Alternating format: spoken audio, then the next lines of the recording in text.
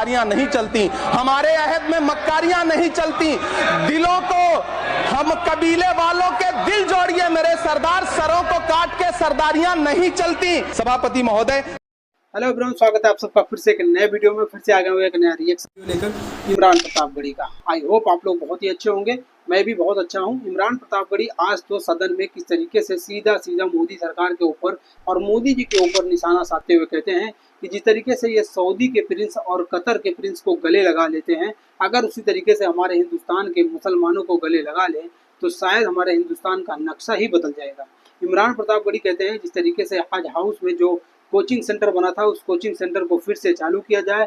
ना तो हम सरकार से फंड मांग रहे हैं, वो हाजियों के पैसे से बना था कोचिंग सेंटर, लेकिन उसको फिर से चालू किया जाए। इस तरीके से छात्रों के साथ खिलवाड़ किया जा रहा है, मजाक किया जा रहा है, ये नहीं चलेगा। आइए इस वीडियो में देखते हैं इमरान प्रतापगढ़ी आज तो मोदी सरकार के ऊपर सीधा निशाना साधते हुए कहते हैं। तो चलिए शुरू करते हैं। चैनल पे अगर नए हो तो चैनल को सब्सक्राइब कर लेना। इस वीडियो का लिंक आप लोग को डिस्क्रिप्शन में मिल जाएगा। तो चलिए वीडियो को शुरू करते हैं। तिलक धारियां नहीं चलती, हमारे अहद में मक्कारियां नहीं चलती।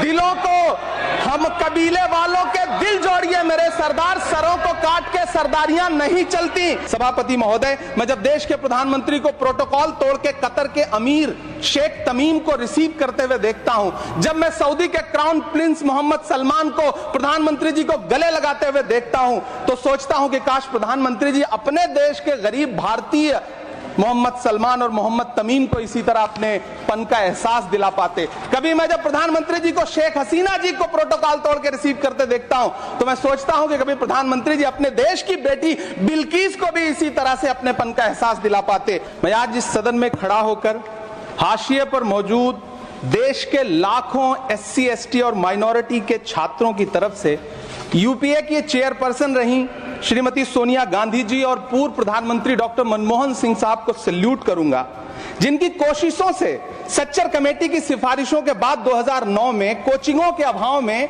प्रतियोगी परीक्षाओं में हिस्सा न ले पाने वाले SC ST और माइनॉरिटी के छात्रों के लिए रेजिडेंशियल कोचिंग एकेडमी शुरू की गई थी।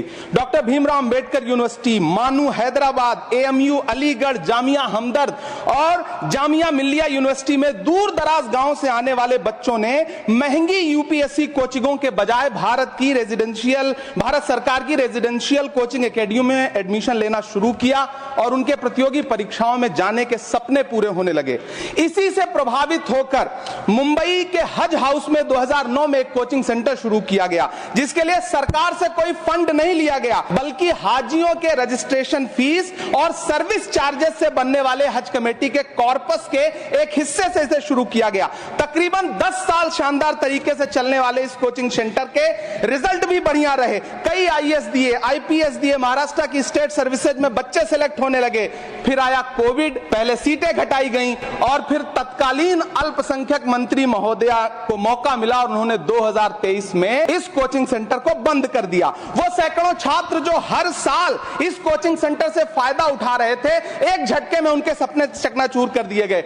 सभापति महोदय, मेरा अल्पसंख्यक मंत्रालय से अनुरोध है कि हाजियों के पैसे से चलने वाले हज हाउस कोचिंग के कोचिंग सेंटर को फिर से शुरू किया जाए। न सिर्फ शुरू किया जाए बल्कि उसकी सीटें भी बढ़ाई जाएं। जब पैसा सरकार को नहीं देना है बल्कि हाजियों का जो कॉर्पस सैकड़ों करोड़ रुपए के रूप में इकट्ठा है, उससे इसको चलना है कोचिंग सेंटर को, तो फिर इस कोचिंग सेंटर को चलाने में और देश के बाकी हज हाउसेज में इसे शुरू करने से सरकार को परेशानी क्या है।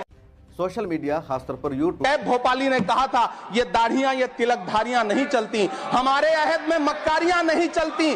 दिलों को हम कबीले वालों के दिल जोड़िए मेरे सरदार, सरों को काट के सरदारियां नहीं चलती। सभापति महोदय, मेरा अल्पसंख्यक मंत्रालय से अनुरोध है कि हाजियों के पैसे से चलने वाले हज हाउस कोचिंग के कोचिंग सेंटर को फिर से शुरू किया जाए।